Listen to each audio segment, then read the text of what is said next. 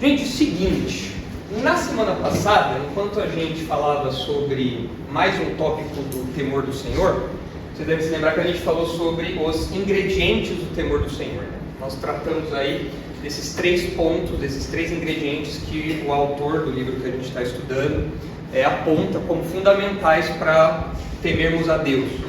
Então, a correta visão do caráter de Deus, o senso penetrante da presença de Deus e a consciência constrangedora das obrigações para com Deus. Então, isso foi o que a gente viu na semana passada. Mas eu senti a necessidade de a gente abrir um parênteses que não está no livro. Então a gente vai dar um break aí, vai dar uma pausa rapidinho para abrir esse parênteses, porque eu acho que a gente deveria dar uma atenção especial nesse segundo ponto aqui, falar do senso da presença de Deus. Isso porque desses ingredientes, todos são importantes, mas eu acho que esse talvez seja um em que a gente tenha muita dificuldade de colocar em prática, esse senso, essa percepção da presença de Deus. E como que a gente pode cultivar isso? Porque as pessoas falam, eu não vejo a Deus, mas eu sinto a Deus. Será que sentir a Deus é o melhor caminho de você, supostamente, sentir a Deus? É o melhor caminho de você ter esse senso da presença de Deus? Tem algumas igrejas que tentam impor o senso da presença de Deus, deixando uma cadeira vazia no púlpito. Então deixa lá uma cadeira vazia, por quê? Tem a cadeira de vocês, tem a cadeira de Jesus. Será que esse é o jeito certo da gente desenvolver o senso da presença de Deus? Será que se a gente colocar uma fotinha, fotinho no masculino, né? Será que a gente colocar uma fotinho, daquelas de santinho, sabe? Que aparece o Sagrado Coração de Jesus, né? Assim, que Jesus está assim, com o coração radiante. Será que aquilo vai, de algum modo, melhorar nosso senso de presença? Claro que não. Como que a gente pode, então, melhorar a nossa percepção da presença de Deus, sendo que nós não vemos a Deus? E nós nem sempre sentimos. O de sentir a Deus não é uma realidade palpável. Na Bíblia você não vê as pessoas sentindo desse jeito emocional, emocionalista que é dito hoje, né? Então como que a gente pode aprimorar isso? Então eu quero abrir um parênteses com vocês para a gente desenvolver um pouco o que a Bíblia fala sobre essa questão da presença de Deus. Então a pergunta que a gente tem que lidar é: como cultivar a noção de presença de Deus? Como que eu cultivo isso na minha vida? A noção da presença de Deus. Saber que Ele está aqui, saber que Ele está comigo o tempo todo, saber que Ele me acompanha, saber que eu não posso fugir da presença dEle, saber que tudo que eu faço na presença dEle. Como que eu desenvolvo aquele conceito que os antigos chamavam de corandeo? É você viver diante de Deus, no temor do Senhor. Como que eu posso desenvolver essa noção da presença de Deus? E isso está afiado na minha mente. Eu ser sensível a isso. Porque nós sabemos que Deus é onipresente, ou seja, Ele está em todo lugar.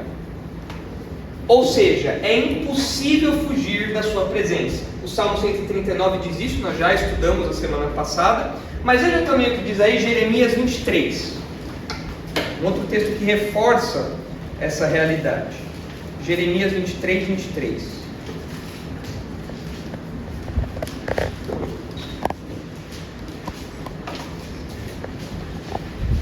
Mais um texto em que é dito claramente que não dá para nós fugirmos da presença de Deus, porque Ele é onipresente, Ele é onisciente, Ele está em tudo, Ele sabe de tudo e Ele está em todo lugar. Olha aí Jeremias 23, 23. Acaso sou Deus apenas de perto, diz o Senhor, e não também de longe? Ocultar-se-ia alguém em esconderijos, de modo que eu não o veja, diz o Senhor. Porventura não encho eu os céus e a terra, diz o Senhor. É claro que aqui o texto não está falando que Deus enche o céu e a terra como se Deus fosse uma matéria, como se Deus fosse a própria criação, como se Deus fosse a árvore, como se Deus fosse o ar. Não é isso. Não é que Deus está em todo lugar, então Deus é o oxigênio. Não é isso que o texto está falando. Mas o texto quer dizer que em todo lugar da terra Deus está. A presença de Deus enche toda a terra. Não tem como você fugir da presença de Deus. Então isso é a sua onipresença, a gente sabe disso. Mas como cultivar essa noção da presença constante de Deus? Como ter isso na minha mente? Porque isso vai me levar a pecar menos. Se eu tenho a noção clara de que Deus me acompanha em todo lugar, eu vou ter uma vida mais santa. E por isso que é um ingrediente essencial do temor a Deus. Então como que a gente pode cultivar isso? Eu trouxe aqui 3 contextos da presença de Deus. a partir desses contextos, são lugares, momentos da história e de hoje em que Deus se manifestou de modo específico, Ele se manifesta de modo especial. Isso continua acontecendo hoje, como a gente vai fazer os paralelos aqui. E esses 3 contextos vão ajudar a gente a responder aquela pergunta: como cultivar uma noção da presença de Deus? Então, quais são os 3 contextos onde a gente pode perceber a presença de Deus? Em primeiro lugar, em toda a criação. Toda a criação mostra a presença de Deus, fala da presença de Deus, depende do próprio Deus. Em segundo lugar, nos lugares de sua habitação. Ao longo da história, Deus escolheu habitar em alguns lugares. Hoje Ele ainda escolhe habitar em alguns lugares ou em algumas pessoas hoje em dia. Não mais um lugar, mas agora pessoas. E em terceiro lugar, na relação pessoal com o crente. Deus se aproxima de modo especial dos cristãos. Deus se aproxima de modo especial dos seus servos e Ele faz a sua presença ser sentida. Não naquele jeito emocionalista que a gente vê acontecendo nas igrejas por aí, mas de um jeito real. E em momentos que são fundamentais a gente ver, experimentar o cuidado, a proteção de Deus. Então esses são os 3 contextos, e você já sabe, a gente sempre faz isso, a gente vai passar pelos 3, e aí depois vocês vão falar qual vocês mais gostaram, qual mais chamou a atenção. Já faço isso há anos, então vocês já estão ligados do esquema, né? Já vai prestar atenção aí e ver o que mais te chama a atenção nesses 3, certo? Podemos caminhar então? Então hoje é uma pausa na nossa jornada do livro para a gente aprofundar um pouquinho mais no que a Bíblia fala a respeito desse assunto. É claro, a gente poderia ficar muitas semanas falando sobre isso. Então o que eu trouxe aqui é um apanhado geral, é um resumão, só para a gente poder aprofundar um pouquinho, tá bom? Então, primeiro contexto, diz que Deus se faz presente em toda a criação. Tudo que existe, céus, terra, universo, lá em Júpiter, lá na estrela mais distante que você imaginar, em todo lugar da criação, Deus se faz presente, Ele está presente lá. Olha só, a criação não é divina. Sabe aquela ideia do Avatar, que fica lá abraçando a árvore, fica dançando lá, grande mãe natureza, aquilo lá é balela, aquilo lá chama panteísmo. Aquilo, ou panteísmo ou panenteísmo. O panteísmo é Deus é tudo, Deus é a árvore, Deus é a terra, Deus é o ar. Panenteísmo, Deus está nas coisas. Então Deus está na árvore, Deus está na terra. Ele se confunde com essas coisas. Nenhum das duas está certo. Então Deus não se confunde com a sua criação. Deus é separado da sua criação, Deus é transcendente. Então a criação não é divina, mas é um display, é uma palavrinha moderna, né? É um display e um palco da glória de Deus. É na criação que Deus revela os seus atributos e Ele mostra a sua presença, constantemente. Olha só o que diz aí o Salmo 19.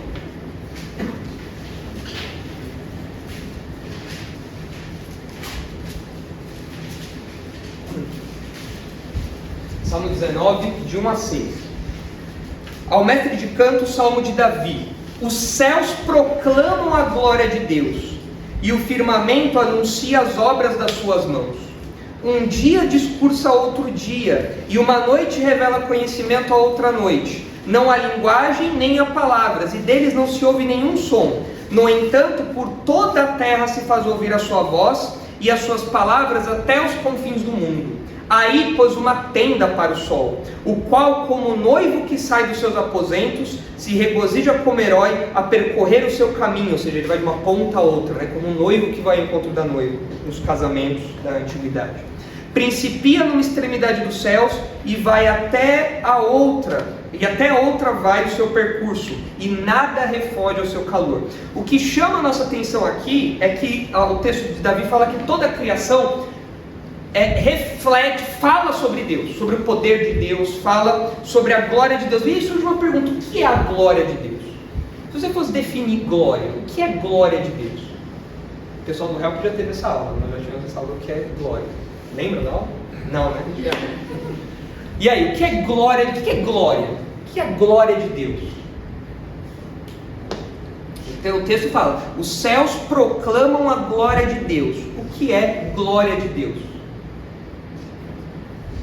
O que é a glória de Deus? Vamos lá, vale heresia. Agora você está liberado de errar, vai lá. Agora é a hora de você errar. Defina a glória.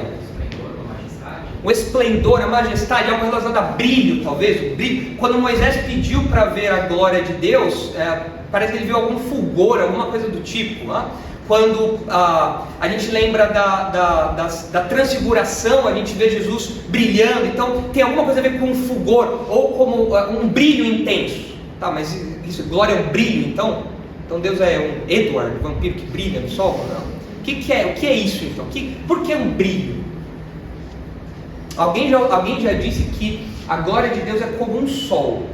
Você consegue ver o brilho do sol, mas você não consegue ver o brilho do sol na sua intensidade. Você não consegue ver o sol propriamente dito. Você vê só o reflexo dele, só o brilho dele. Mas você não consegue olhar propriamente para o sol. Caso contrário, você ficaria cego. Mas e aí, é só um brilho? A soma das perfeições de Deus, certo? E é algo que brilha porque é algo que a gente não consegue contemplar. É uma coisa que se fosse se manifestar materialmente, seria uma luz que a gente não consegue ver, que nos obriga a ficar de olhos fechados, porque é a soma de todas as perfeições de Deus. Eu acho que vai nessa direção. Olha aqui o que o Joel Bick fala nesse livro aqui chamado Vivendo para a Glória de Deus. A palavra glória do hebraico deriva-se de uma raiz que significa peso. Por exemplo, o valor de uma moeda de ouro era determinada pelo seu peso. Então, a raiz da palavra glória em hebraico tem essa ideia de peso. A palavra que deu origem tem a ideia de peso. E peso é o que mediu o valor das coisas na antiguidade. Portanto, ter peso significa ter valor ou dignidade. A palavra grega traduzida por glória originalmente significava opinião. Essa palavra se refere à importância ou ao valor que, em nossa opinião, atribuímos a alguém ou algo. Então veja que, tanto em grego como em hebraico, a ideia é de você atribuir ou reconhecer o valor de alguma coisa, o peso de alguém, a importância de alguém. A ideia hebraica fala do que é inerente a Deus, seu valor ou dignidade intrínseca. A ideia grega fala da resposta de seres inteligentes e morais ao valor e à dignidade que eles veem manifestados na palavra e nas obras de Deus. A glória de Deus é a beleza de suas perfeições multiformes, bem como o resplendor admirável que emana dessas perfeições. Então, uma definição mais simples seria essa daqui, no finalzinho. A glória de Deus é a beleza de suas perfeições multiformes, é a soma de todo o ser de Deus. É algo que a gente não consegue contemplar. Quando você olha para Deus, você vê a sua glória. Por quê? Porque você vê o próprio Deus, a soma de tudo que Ele é. E por que o texto fala aqui que a glória de Deus é proclamada na criação, pelos céus? Olha para o slide e relaciona com o que está escrito aí. Os céus proclamam a glória de Deus. Porque é tudo perfeito, pastor? Porque é tudo perfeito, eu acho que reflete uma perfeição. Ok, mas eu acho... Presta atenção no sentido em hebraico aqui. Porque anuncia o poder e a grandeza dele. O poder e a grandeza dele, mas também anuncia uma presença, como que fosse uma presença imponente. A glória de Deus é algo pesado. Quando Ele está no ambiente, se Ele se manifesta na sua luz, o que a gente faz? A gente cobre o rosto. É uma presença pesada. É uma presença de tanta dignidade que a nossa reação é uma reação de tentar se esconder, porque é um peso. Já aconteceu com vocês estarem no mesmo ambiente de uma grande autoridade? A presença daquela autoridade faz com que? Faz com que o ambiente fique pesado, né? Você se comporta de um jeito diferente, você fica todo... Vou limpar aqui meu lábio, né? Deixa eu ver se não tem nenhuma sujeira no meu dente. Aqui a pessoa faz com que o ambiente fique pesado. É a glória daquela pessoa, é uma presença imponente. Então, os céus proclamam a glória de Deus. Como? Proclamam essa presença imponente de Deus. Esse Deus que fez tudo, que é grande, que é poderoso e que pesa. A presença dele pesa. Interessante essa definição. Entenderam isso? Faz sentido para vocês? Agora olha os outros textos aí. Isaías 6. Fica com esse conceito em mente. São dois, né? O em hebraico, que tem a raiz lá em hebraico, e o grego. Um fala desse peso, dessa dignidade que você avalia por essa presença imponente. O outro em grego fala do valor que você atribui a alguém. Então veja aí agora Isaías 6. São os anjos, né? Falando. Isso aí a gente já estudou algum tempo atrás. Isaías 6. Isaías 6:3. E clamavam uns para os outros, dizendo: Santo, Santo, Santo é o Senhor. Toda a terra está cheia da sua... Opa, peraí. O Salmo está falando que os céus proclamam a glória de Deus. Tem algum lugar que eu consigo fugir do céu? Não, eu olho todo lugar da terra vai ter os céus lá. E aqui o texto é claro em falar que toda terra está cheia da glória de Deus. O que quer dizer isso? O que quer dizer que toda a terra está cheia da glória de Deus? Que você pega a glória de Deus assim, ó. Isso, você pode pegar, peguei um pouquinho da glória de Deus. É isso? O que é a terra estar cheia da glória de Deus? Não há lugar que não há glória, mas o que quer dizer isso? É tipo o ar. E o que é essa glória de Deus que está em todo lugar? Como que isso se expressa? A sua onipresença, mas como é essa presença? Esse é um pouco. Como é essa presença? É uma presença que nós podemos ser indiferentes. Por quê? Porque a presença é uma presença pesada. Toda a terra está cheia da glória de Deus. Para onde você vai, tem alguma coisa da criação falando: Deus me criou, Deus me sustenta. Tudo aponta para Deus, tudo. Toda a terra, todo lugar que você for, todo canto que você for, qualquer buraco que você entrar, aquilo tem a presença pesada de Deus. Aquilo tem o peso da presença de Deus. Não tem como você fugir disso. Toda a terra está cheia da glória de Deus.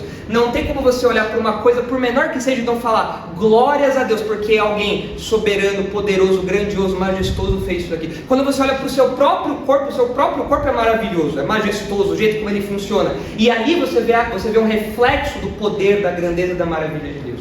Não tem para onde você correr da presença gloriosa, pesada de Deus. Olha o que diz Romanos 1:20.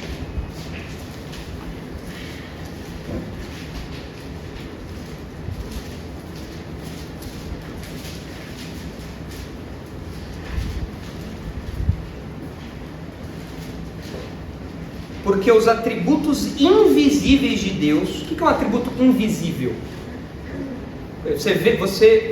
Você consegue pegar o poder de Deus e colocar numa garrafa? Você consegue pegar a criatividade de Deus e colocar num potinho? Tá aqui o potinho da criatividade de Deus. Não dá. São coisas abstratas, né? Você não consegue ver isso. Porque os atributos invisíveis de Deus, assim o seu eterno poder, como também a sua própria divindade, claramente se reconhecem desde o princípio do mundo, sendo percebidos por meio das coisas que foram criadas. Tais homens são por isso indesculpáveis. É o testemunho da criação, é a revelação geral de Deus. Todo canto que você vai tem uma revelação de Deus, do poder de Deus, da criatividade de Deus, da glória de Deus. Quando você vai no fundo do mar, você vê aqueles bichos estranhos lá, aqueles caranguejos de 10 cabeças, aquelas coisas lá que você fala: meu, isso aqui saiu de um filme de terror e tal. Aquilo revela a criatividade de Deus, revela o quão insondável Deus é. Até hoje o homem não conseguiu desvendar tudo que existe no fundo do mar. Até hoje o fundo do mar é um mistério para o homem. Intriga o ser humano. Você vai para o céu, o céu intriga, não só nós, mas pessoas até mais ricas como Elon Musk, que gosta de falar de Marte, do céu, né? Nós ficamos encantados. O cara quer ir até lá para ver o que tem lá e pegar e ver, porque tudo isso é fascinante e aponta para Deus, o poder de Deus, a criatividade de Deus, a grandeza de Deus, o poder de Deus. Isso tudo é a glória de Deus, reflete a glória de Deus, essa presença. O Criador deixa a sua digital em toda a sua criação. E onde você vai, você sente esse peso, não tem para onde correr. Eu não sei como é a vida de um ateu. Não sei como é a vida de um ateu. Você tentar negar aquele cuja presença você nunca vai conseguir fugir. Imagina você fala assim: ó, não quero, você não existe. E a pessoa lá te olhando. Você não existe, eu vou embora. Você vai para outro lugar e a pessoa lá te olhando. Essa é a vida do ateu. Porque a glória de Deus enche toda a terra, tudo que existe. Mas veja aí como Deus também se faz presente, não só nessa presença criadora, presença do Criador, né, que deixa suas digitais na criação, mostrando seus atributos, mas também sustentando tudo. Porque Deus poderia ter criado tudo e ido embora. como os deístas falam. Os deístas defendem isso. Quem crê nisso é o deísmo, que acredita que Deus criou tudo, deu corda no universo e foi embora.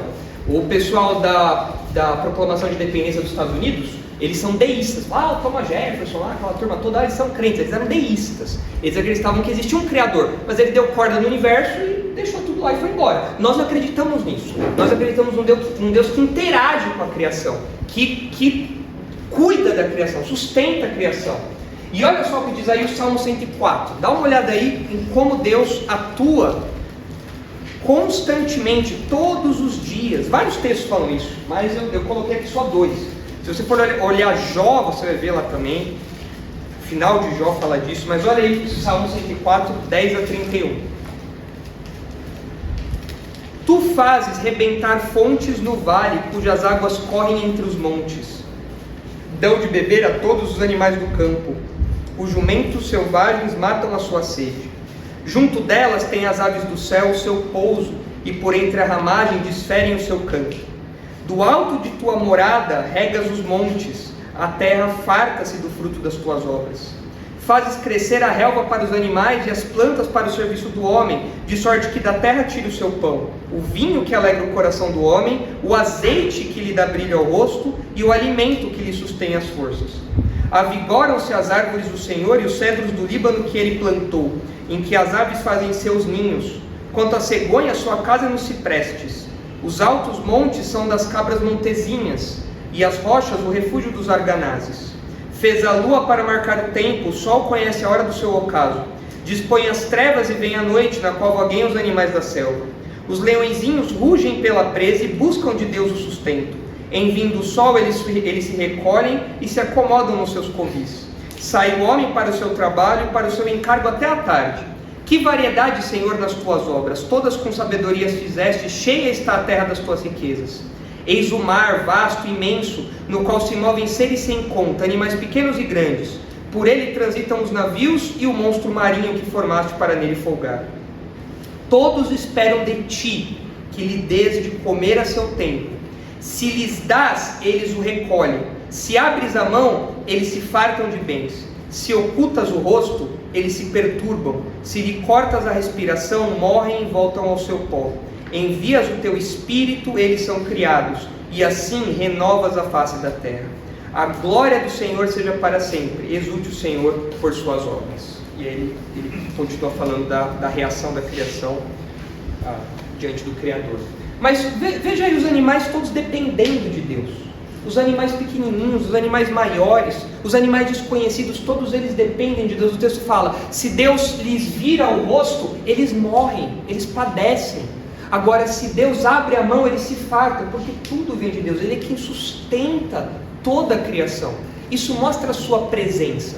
Quando eu vejo um passarinho comendo, quando eu vejo um animal comendo na rua, em casa, enfim, quando eu vejo a criação em movimento, eu estou vendo a presença de Deus ali, sustentando, cuidando, gerindo tudo. Olha o que diz aí também Atos 17, não só os animais, todos nós dependemos de Deus, somos sustentados por Ele, que mostra a sua presença provedora. Atos 17, 27. Vou ler desde o 25, melhor, desde o 24. O Deus que fez o mundo e tudo que nele existe, Atos 17, 24. O Deus que fez o mundo e tudo que nele existe, sendo Ele Senhor do céu e da terra, não habita em santuários feitos por mãos humanas, nem é servido por mãos humanas como se de alguma coisa precisasse, pois Ele mesmo é quem a todos dá vida, respiração e tudo mais. Ele dá respiração a quem? O que o texto diz aí? Ele dá vida a quem? Todos, e tudo mais. De um só fez toda a raça humana para habitar sobre a face da terra, havendo fixado os tempos previamente estabelecidos e os limites da sua habitação, para buscarem a Deus, se porventura tateando possam achar, bem que não está longe de cada um de nós, pois nele vivemos, nos movemos e existimos, como alguns dos nossos poetas têm dito, porque dele também somos geração. Ou seja, quando o texto fala nele vivemos, nos movemos e existimos, é que todo o nosso ser depende completamente de Deus. Se você tem o seu pulmão funcionando hoje, é porque Deus está cuidando disso. Se você tem ar disponível para você, é porque Deus está cuidando disso. Se o seu sangue está correndo, é porque Deus está cuidando disso. Então Deus sustenta toda a sua criação. Por isso Ele se faz presente em toda a criação. Então, olha só o que eu coloquei aqui como aplicação para a gente. Duas aplicações. Em primeiro lugar, ao observar atentamente a criação, o crente pode notar claramente a presença de Deus na sustentação de tudo que existe. E assim, combater a... Então, eu ter a noção de que Deus está presente na criação, eu olhar ao meu redor e eu ter noção da presença constante de Deus, da presença provedora, da presença cuidadora, da presença sustentadora, me ajuda a combater a ansiedade, é isso que Jesus falou, em 2 vezes. Olha só o que diz aí Mateus 6. Vocês estão entendendo ou estou indo rápido demais? Está dando para entender? Está dando uma black? Beleza. Mateus 6, 25.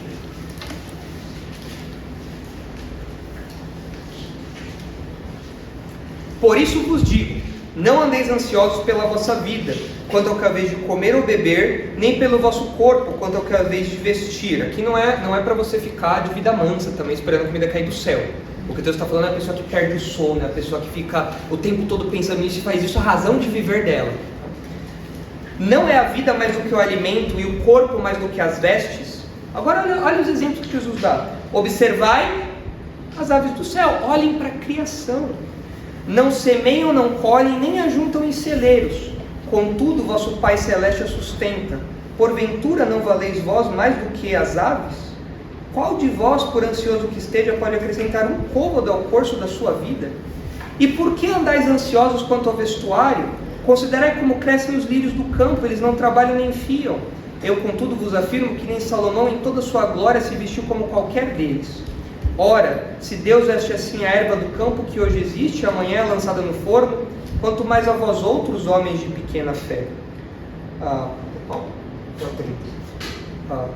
Depois vocês continuam aí, porque no 33 Jesus mostra a prioridade do crente, né? Buscai, pois, em primeiro lugar o seu reino e a sua justiça, e todas essas coisas vos serão acrescentadas. Por isso o crente não vive ansioso. Mas eu coloquei aqui a figura do passarinho.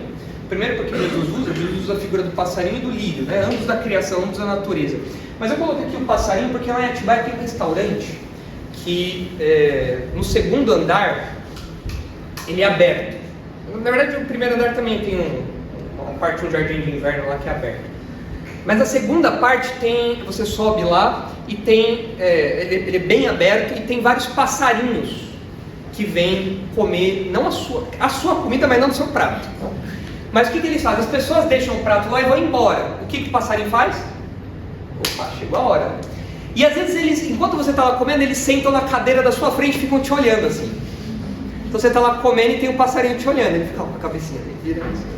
E aí você joga um grãozinho de arroz, o que ele faz? Vai lá, aquelas perninhas fininhas, né? Vai lá e pega aquele grãozinho de arroz e voa para longe. Agora, quem que alimenta? Ele não é CLT, ele não tem carteira de trabalho registrado. Quem que alimenta ele? Ele conta que todo dia vai ter alguém lá, opa, hoje eu vou lá porque no restaurante, né, eles sempre me dão uma comidinha lá, mas não tem nada prometido. Ele não tem hora, ele não bate hora lá no restaurante, ele não tem que bater cartão lá. Mas Deus usa cada pessoa que vai lá naquele restaurante para dar um pouco de comida para ele. E eles sempre estão se fartando, são os pássaros gordos, são os pássaros molíssimos, não são desnutridos não, são os pássaros grandão. E Jesus fala, olha para a criação, olha para o lírio. Nós da cidade grande, a gente tem eu acho que a gente tem uma tendência a ser muito frio, insensível à presença e à ação de Deus, porque nós vivemos em cidades de concreto onde nós fazemos tudo. Quem vive no campo depende da chuva, quem vive no campo depende do sol, depende que as coisas que estão fora do controle cresçam. Agora a gente, no nosso desenvolvimento, a gente tem a tendência, corre o perigo de se tornar muito independente de Deus. E a gente deixa de olhar para o cuidado diário de Deus. O pão na mesa, a casa que nos protege, as roupas que nós vestimos. E como que a gente pode combater essa ansiedade por essas coisas então? Olha para a criação. Olha para a criação. A presença de Deus na criação me lembra, Deus está presente cuidando de tudo. Então isso vai aguçar o meu senso de presença de Deus. Deus está presente, por quê? Porque eu tenho roupa.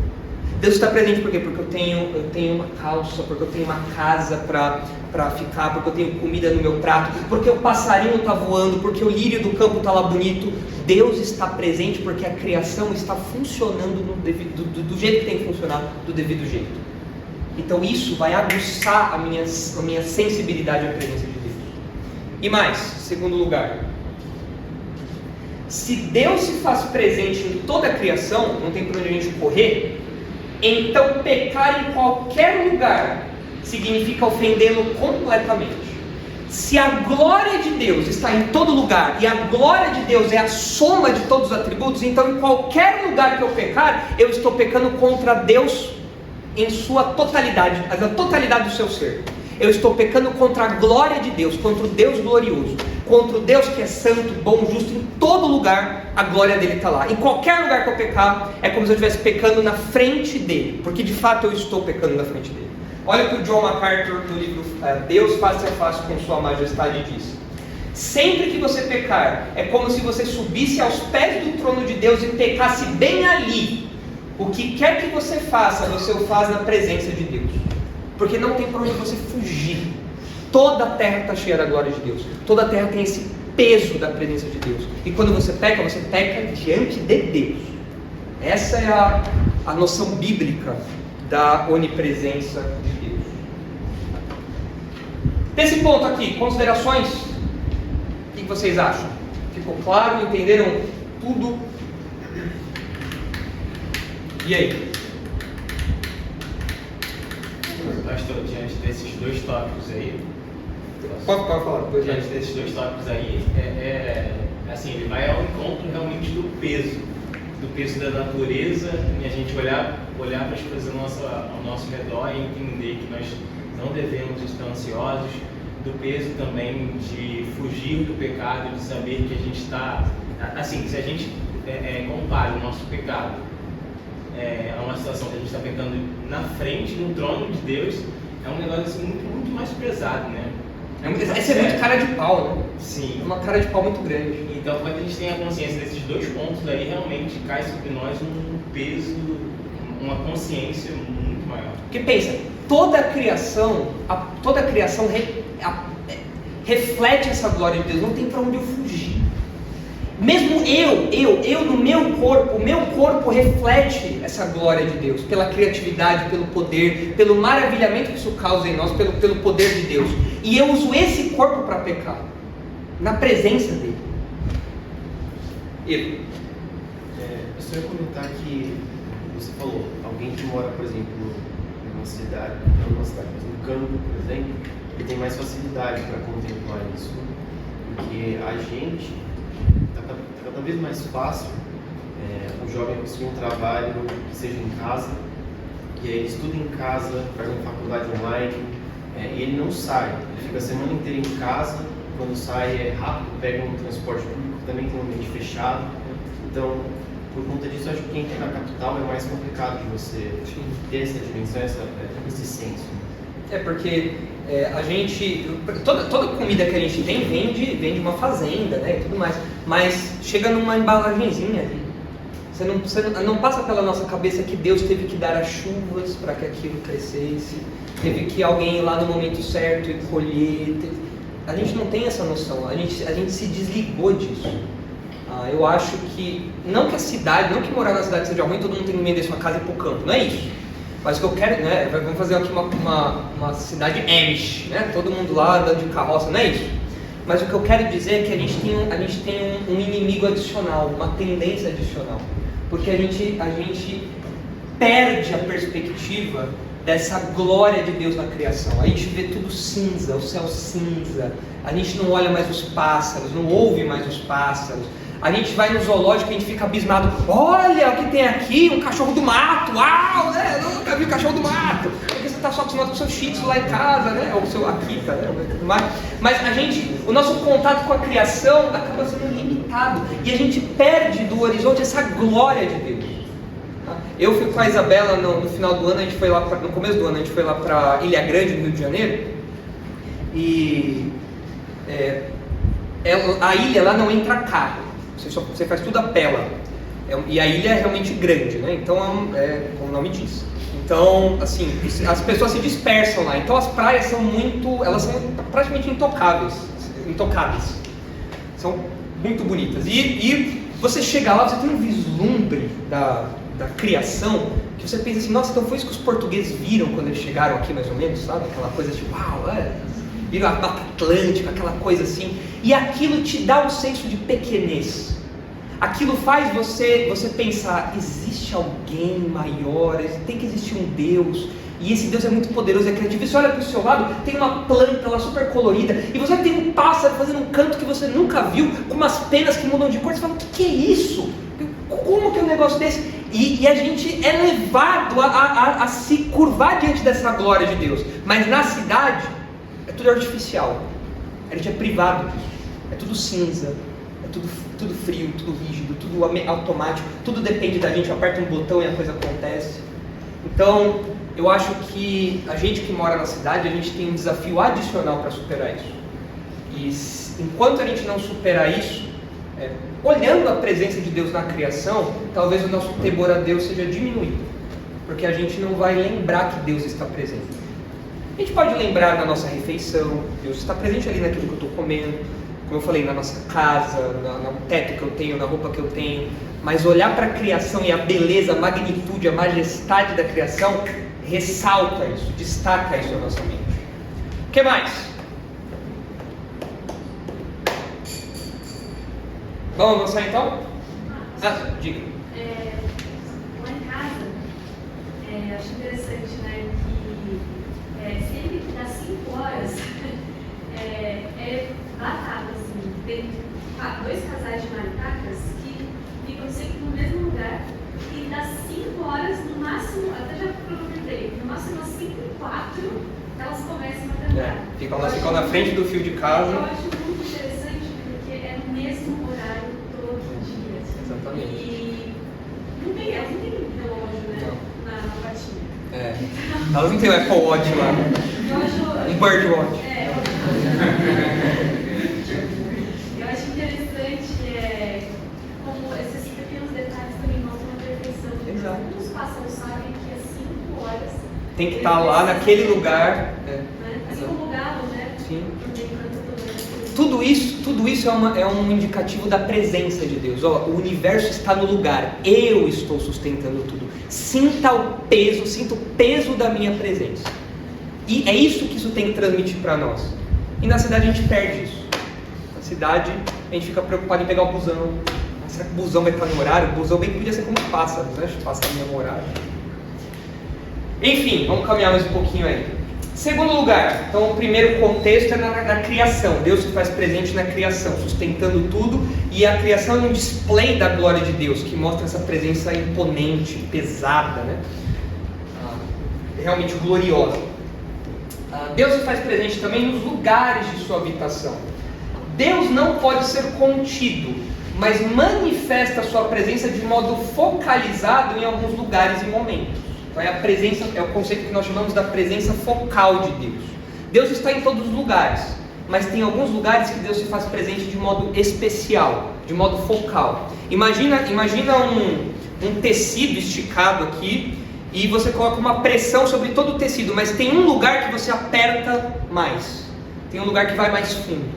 Tem peso sobre todo o tecido, mas tem um lugar que tem mais peso, tem um lugar que ele afunda mais, é a presença focal de Deus ali. Então olha só ao longo da história onde Deus escolheu manifestar essa sua presença de modo até mais concreto, de modo mais específico. No tabernáculo e no templo, começando por Êxodo 40.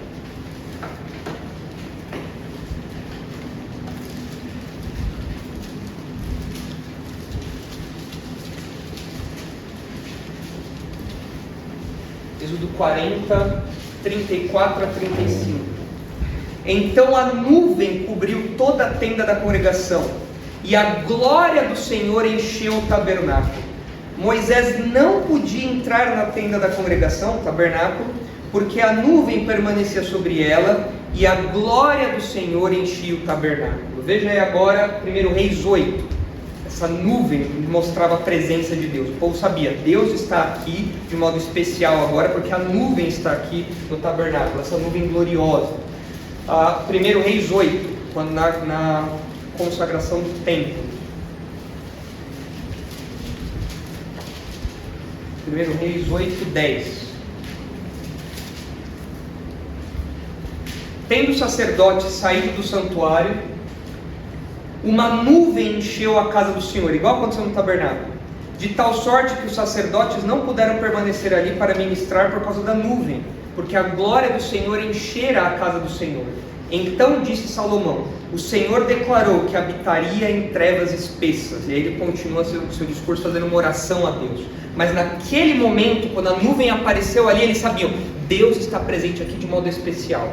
Aqui é o lugar que Deus escolheu, dentre todos os lugares do mundo, Deus escolheu aqui em especial para ser o lugar da sua habitação, o lugar onde Ele teria essa presença focal. Deus poderia ter escolhido qualquer outro lugar, e Deus está em todo lugar, mas ali no templo e no tabernáculo antes era um lugar especial onde o povo tinha que adorar a Deus. A encarnação de Jesus é uma expressão dessa realidade focal. Jesus é onipresente também, mas Jesus tinha um corpo. Então Jesus estava num lugar e em todos ao mesmo tempo. Ele estava em todos.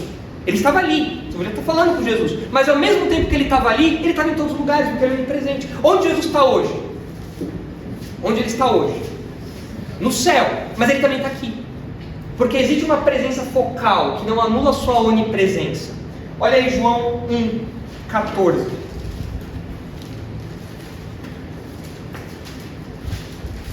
Vocês estão com muito frio aí? Sim. É só falar, galera. Pronto. Vamos diminuir. O pessoal tá muito, vocês estão muito quietos. Pronto. Beleza. Vamos lá. João 1,14. 14 depois do 18. Olha só.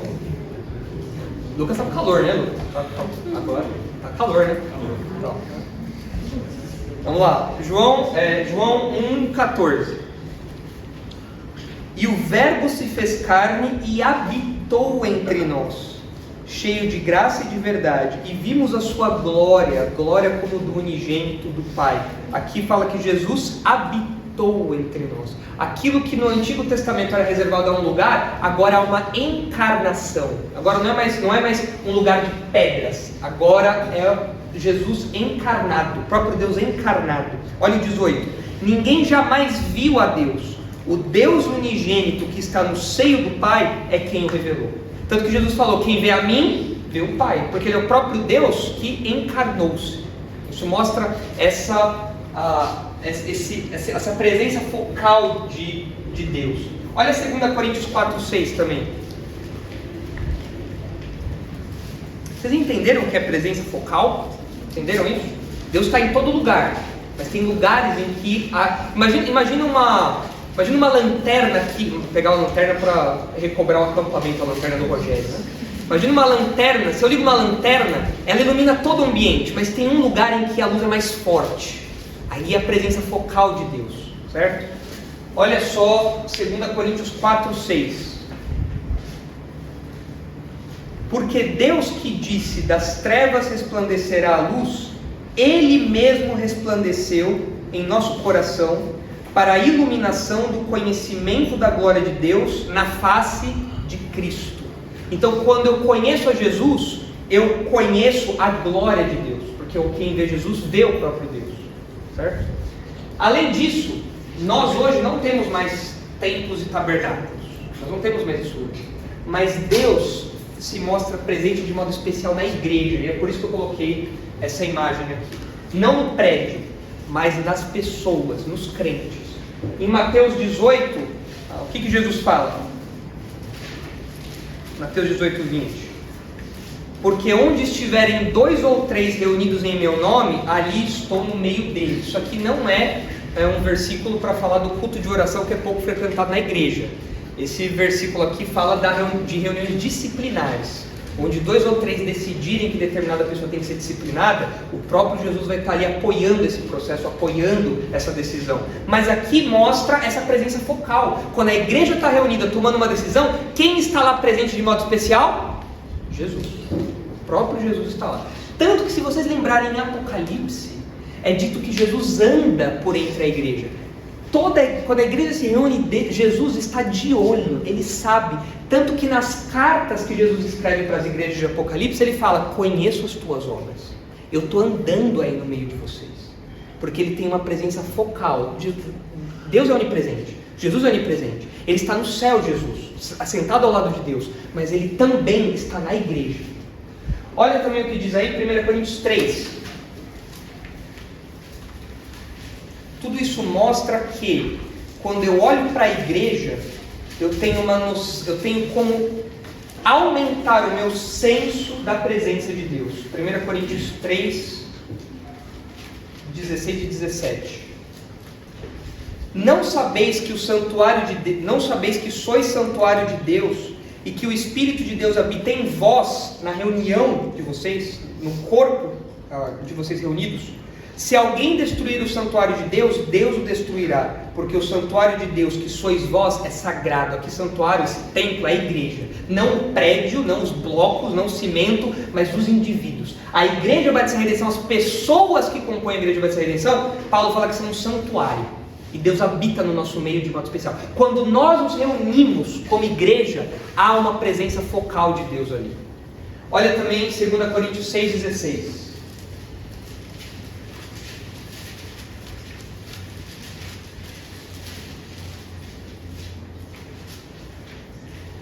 Nós já lemos esse texto semana passada. Que ligação há entre o santuário de Deus e os ídolos? Porque nós somos santuários do Deus vivente, como ele próprio disse: habitarei e andarei entre eles, serei o seu Deus e eles serão o meu povo.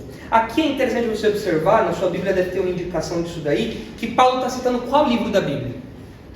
Ele está fazendo uma citação. Qual livro? Levítico. Ele está citando Levítico. Não sei se vocês já leram Levítico. Levítico é aquele livro que na nossa leitura bíblica a gente sempre tenta pular, né? Você vai lá, Gênesis, você lê com vontade, Êxodo já começa a ficar meio assim no final, Gênesis, Êxodo, quando chega Levítico, você fala: não vai dar para terminar a leitura bíblica esse ano, não, é janeiro ainda, mas você vem e não vai dar certo. Por quê? Porque Levítico a gente pensa que é um livro chato, mas não é. Por que tem todas aquelas regrinhas em Levítico? Porque o centro de Levítico é essa verdade aqui: eu vou habitar no meio de vocês, portanto tudo que vocês fizerem tem que ser sem pecado, tudo tem que ser de um jeito exato, porque eu estou morando no meio de vocês. Nenhuma nação tem esse privilégio, vocês têm. Então tudo que vocês fizerem tem que ser diferente. Até mesmo o jeito como vocês vão ao banheiro, isso era literalmente o jeito como eles iam ao banheiro, tinha que ser diferente. Porque as impurezas deles não podiam ficar à mostra diante de um Deus santo. Até normas sanitárias tinham a ver com a presença de Deus. Eu estou no meio de vocês. E Paulo pega isso e fala: Deus, que lá atrás falou isso, ele fala isso para os crentes agora. Na igreja, Deus habita. Portanto, a nossa vida tem que ser santa também. A nossa reunião tem que ser santa também. E não só a igreja coletivamente, mas o crente individualmente. Olha aí João 14. João 14, 23.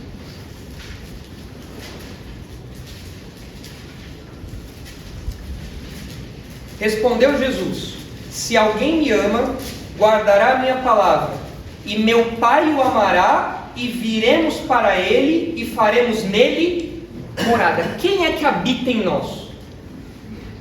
Como que Jesus e o Pai moram em nós? Por meio da ação de quem? Por meio da habitação de qual pessoa da Trindade? O Espírito Santo. O Espírito Santo habita em nós. E nessa habitação, o próprio Pai e o Filho, de algum modo, nos habitam também. Estão constantemente com a gente também. Olha aí 1 Coríntios 6, 18.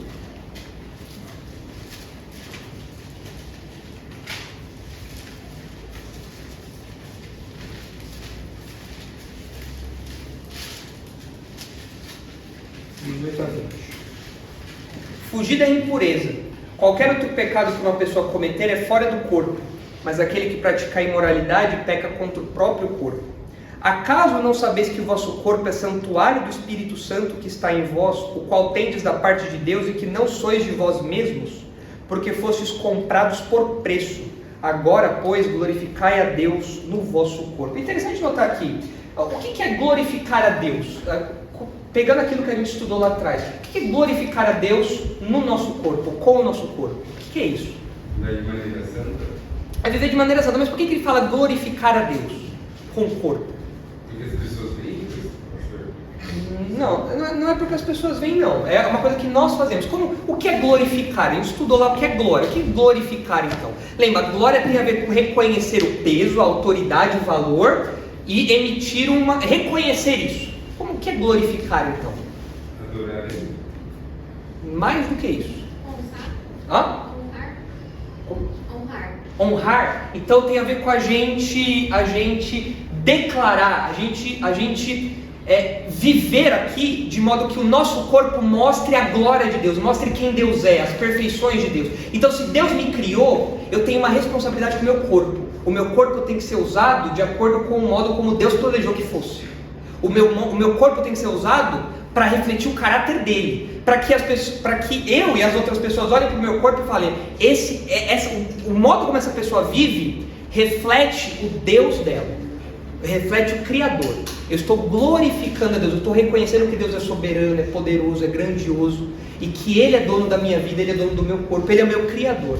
Então tudo que eu faço, eu vou fazer para refletir isso, como uma prova viva disso, uma prova material disso. Mas o destaque aí no texto é que o versículo 19 fala que o crente é santuário do Espírito Santo. Ou seja, o Espírito Santo habita na igreja, mas ele também habita em cada um de nós. É por isso que eu não posso dar o meu corpo para a imoralidade. Quando eu cometo um pecado, eu estou cometendo um pecado diante do Espírito Santo, que mora em mim. Aplicações. E aí nós terminamos hoje por aqui. Semana que vem a gente termina o terceiro ponto. Como não existem mais lugares de adoração exclusivos, o crente cultua a Deus em todos os lugares, lembrando da espiritualidade do Senhor. Vocês devem lembrar do diálogo de Jesus com a mulher samaritana, né? Vai chegar o tempo, e já chegou, em que os verdadeiros adoradores adorarão em espírito e em verdade, porque Deus é espírito. Então nós não adoramos mais em lugares específicos, isso aí já passou. Mesmo o nosso prédio não é um prédio sagrado. Se um dia derrubarem esse prédio e a gente ficar sem prédio, não tem problema, a gente vai se reunir numa praça, a gente vai se reunir em algum outro lugar, vai todo mundo para casa do Heitor lá, e beleza, certo, Heitor? Tá beleza, lá não é sagrado não, né? Não? Tá bom. Então aí vai todo mundo para lá. Agora, nós não, porque nós não temos mais esse lugar sagrado. Agora, como nós não temos esse lugar sagrado, todos os lugares se tornam sagrados para nós. Porque se Deus está em todo lugar, e Ele tem que ser adorado em todo lugar e não mais em um lugar específico só, então agora tudo que eu faço é um ato de adoração em todo lugar. É por isso que Paulo fala em Romanos 12, para que nós apresentemos o nosso corpo como sacrifício vivo, santo e agradável a Deus. Como assim apresentar o corpo? É tudo que você faz, é o jeito como você vive. Cada coisa que você pensa, que você fala, cada coisa que você rejeita, cada coisa que você abraça, tudo isso é um culto a Deus. Que você presta num lugar, não, que você presta em todos os lugares. Porque em todos os lugares você está na presença de Deus. Em todos os lugares você está diante dele, prestando culto a ele. Quando você faz uma prova e você é honesto naquela prova, você está adorando a Deus porque Deus está ali. Quando você está em casa e você foge de alguma imoralidade ali no computador ou no celular, você está honrando a Deus porque Deus está ali. Você está adorando a Deus com o seu corpo, você não está dando o seu corpo para a imoralidade. Você está glorificando a Deus com isso, reconhecendo que Deus é soberano, é poderoso. Você está fugindo do mal. Quando você se comporta com honestidade no seu trabalho, com dedicação no seu trabalho, você está adorando a Deus ali naquele lugar, porque Deus está ali também, você está reconhecendo aquilo. Onde você for, todo lugar é um altar, porque você é uma oferta ambulante. Segundo lugar, se a reunião dos crentes é um momento especial da presença de Deus, então é fundamental comparecer e amar os irmãos.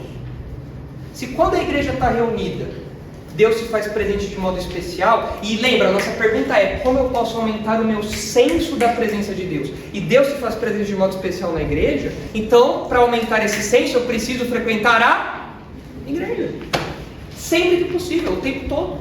1 João 4 fala: como que você ama aos irmãos como você diz amar a Deus que você não vê, se você não ama os irmãos a que você vê? Se você não tem a capacidade de interagir, de ter cuidado, amor com os seus irmãos que você está vendo, como que você pode dizer que você ama a Deus a quem você não vê? Eu preciso estar aqui.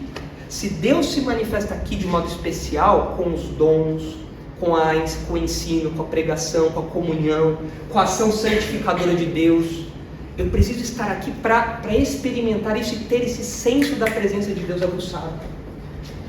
Desprezar os crentes na ceia, por exemplo, foi punido com a morte. Vocês devem lembrar que lá em 1 Coríntios, os irmãos, alguns que chegavam mais cedo comiam tudo, quando os irmãos que trabalhavam até mais tarde chegavam, já não tinham mais comida.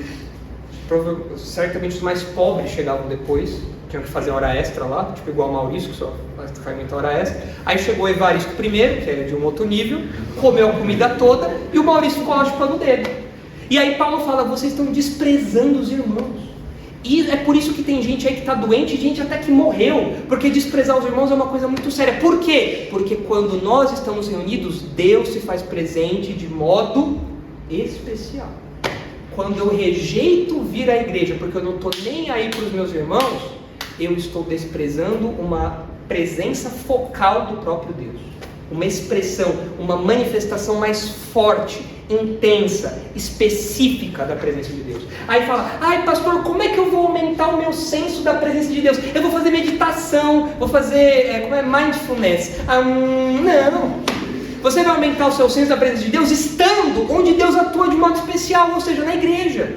Deus habita em você, é verdade, mas quando os crentes se reúnem é especial. Deus habita de modo especial na reunião dos crentes. Então, se você quer aumentar o seu senso da presença de Deus, você vai olhar para a criação, é o primeiro ponto que a gente viu, mas você vai estar na igreja, porque é aqui que Deus age de modo especial também. Tudo de bom que o crente faz é fruto da ação do Espírito Santo, porque ele habita em nós, é isso que Gálatas 5 fala. Então, todas as virtudes que nós temos é a ação do Espírito Santo em nós, não é mérito nosso, é o Espírito que produz isso em nós. Reconhecer isso no dia a dia, na luta contra o pecado, ajuda o indivíduo a perceber mais e melhor a presença de Deus. Se você olha para a sua vida e fala, rapaz, olha, eu gostei daquela resposta que eu dei, viu? Aquela resposta que eu dei foi virtuosa, olha, virtude pura. Aquela resposta que eu dei foi muito boa, eu sou muito bom mesmo. Você está esquecendo que tudo que acontece na sua vida cristã, é Deus que produz em você, é o Espírito Santo que produz em você. Agora, quando você faz, Senhor, obrigado porque o Senhor segurou a minha língua, senão eu ia falar uma coisa que não devia, você está reconhecendo a presença de Deus ali na sua vida. Você está reconhecendo que você não pecou, ou que você fez algo bom, porque Deus agiu ali e Deus produziu algo no seu coração. E isso vai aumentar o seu senso da presença de Deus. Deus está comigo. Deus está me livrando do pecado. O Espírito Santo está atuando em mim. Ele está me levando a uma vida mais santa. Essa sensibilidade, a vida de santidade, a vida de santificação, deve nos aumentar o senso da presença de Deus. Então, 2 pontos aí que nós vimos até aqui. Semana que vem a gente continua. Então são 2 contextos que nós já vimos, né? Em primeiro lugar, a presença de Deus em toda a criação. Em segundo lugar, a presença de Deus nos lugares de sua habitação. E aí, considerações? Minutos finais. Sobre esse segundo ponto. O que vocês têm a dizer?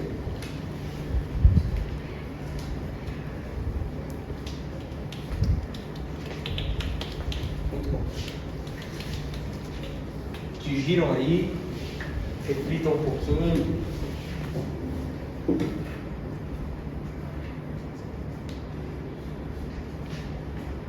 Vocês conseguem ver a relação disso que a gente falou com a noção da presença de Deus?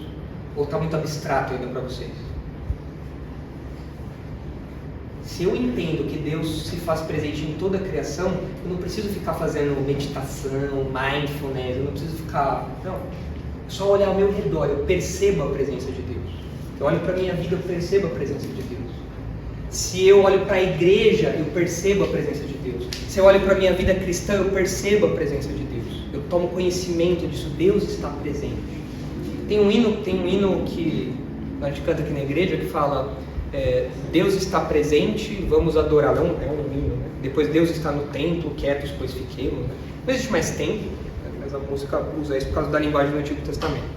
Mas esse hino ressalta essa ideia de que quando os crentes se reúnem, eles se reúnem para adorar a Deus e Deus está presente ali de modo especial. Isso muda o nosso culto, não é verdade?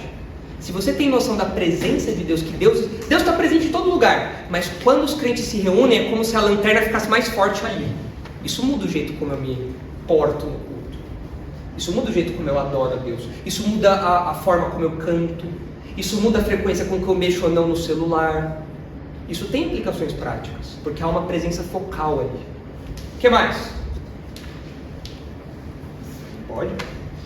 Eu vejo que eu saí de uma certa denominação, né? Recente a nossa vinda aqui na igreja. E a consciência da presença de Deus é muito diferente daquilo que eu aprendi. Que a presença de Deus arrepiava. Arrepiar. Ai, olha só, Deus está aqui, né? A gente sentia. E essa consciência, ter essa consciência hoje cristã, que no nosso dia tem a presença de Deus, que nos detalhes a gente vê a bondade de Deus, a misericórdia dele na nossa vida, e saber, assim, não ser hipócrita, né, que Deus não está só ali na igreja, Deus está todos os dias ali com a gente, é um peso muito maior que a gente sente, de tudo que a gente faz, Deus está ali com a gente. Então é uma consciência assim muito maior e um peso muito maior de Por um lado é um privilégio, ação, né? Por um lado é um privilégio muito grande. Sim. Mas por outro lado é uma responsabilidade muito grande também. De saber que as minhas ações, as minhas palavras, o modo como eu vivo, tudo tem, Deus está ali, né, em todos os momentos. Então é bem expressivo. Realmente é um peso. Mas é um peso, não um peso que nos deixa sem ar, tipo, não consigo viver. Não, é um peso que me faz de fato viver como eu tenho que viver. É um peso que traz vida, não é um peso que traz morte. E adoração, né? O que mais?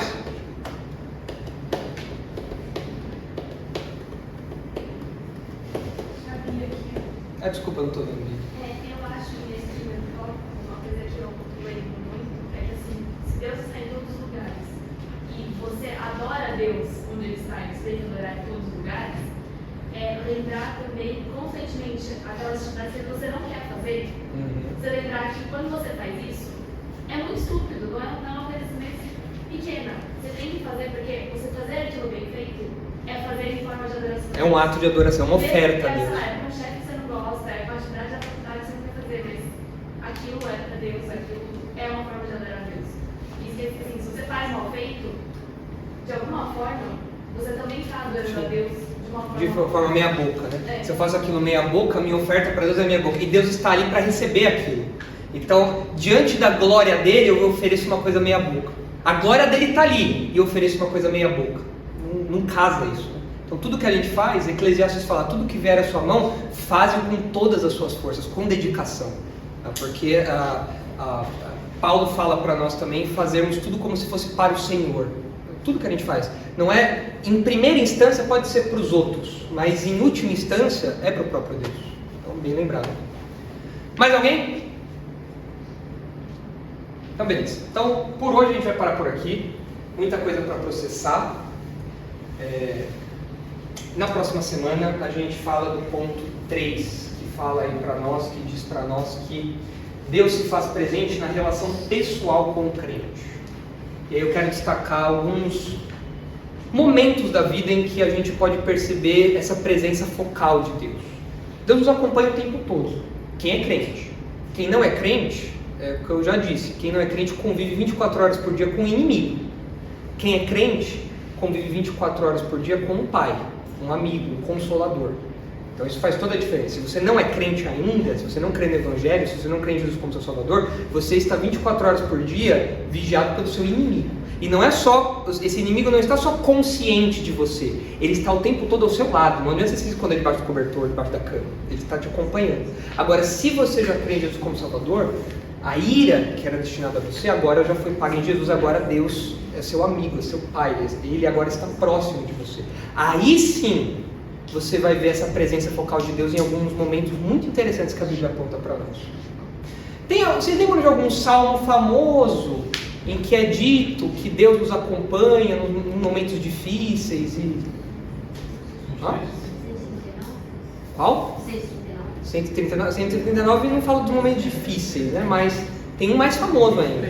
O 23, o Senhor é meu pastor, nada me faltará. Como continua? Pelo vale da ainda que eu ande pelo vale da sombra da morte, não temerei mal algum, porque ficou igual a presença de Deus aí. No vale da sombra, quem já passou pelo vale da sombra da morte aqui? Calma. Quem já passou pelo vale da sombra da morte? Ninguém passou pelo vale da sombra da morte. Já passou pelo vale da sombra da morte. Lele já passou pelo vale da sombra da morte. Com o seu irmão no volante é o vale da sombra da morte. Quando a gente passa pelo vale da sombra da morte, às vezes a gente percebe a proteção, o cuidado especial de Deus. É uma presença especial de Deus ali. E a gente tem que lembrar isso no nosso dia a dia, se a gente quiser aumentar o nosso senso da presença de Deus. Como Deus nos livra. Outro salmo fala que Deus afofa o nosso travesseiro quando a gente está doente. Afofar o travesseiro para você ficar mais confortável. Essa semana eu fiquei internado. Deus afofou meu travesseiro para que eu passasse por tudo aquilo e fizesse os exames tudo certinho. Deus se mostrou presente aí. A gente tem que aguçar o nosso senso da presença de Deus. Deus está presente, a glória de Deus é de toda a terra. O problema é que nós aqui não estamos percebendo isso. O problema está na gente. O problema não está em Deus. O problema está nos nossos olhos. Não está na revelação dele. Então a gente tem que orar para que Deus nos dê essa dimensão, para que então a gente possa cultivar esse senso penetrante da presença de Deus e então desenvolver o temor do Senhor. Esse é um parênteses que a gente está abrindo aí, a gente não pode perder de vista o nosso foco maior. Vamos orar? Senhor, obrigado pela sua palavra que nos instrui, que nos orienta. Obrigado porque nós estamos reunidos aqui sabendo que o Senhor se faz presente aqui de modo especial.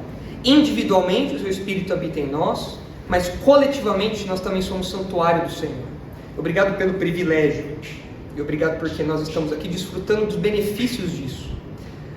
Pedimos que o Senhor abençoe a nossa percepção, que o Senhor nos dê uma sensibilidade maior, mais específica, mais completa da sua presença na nossa vida, no nosso dia a dia.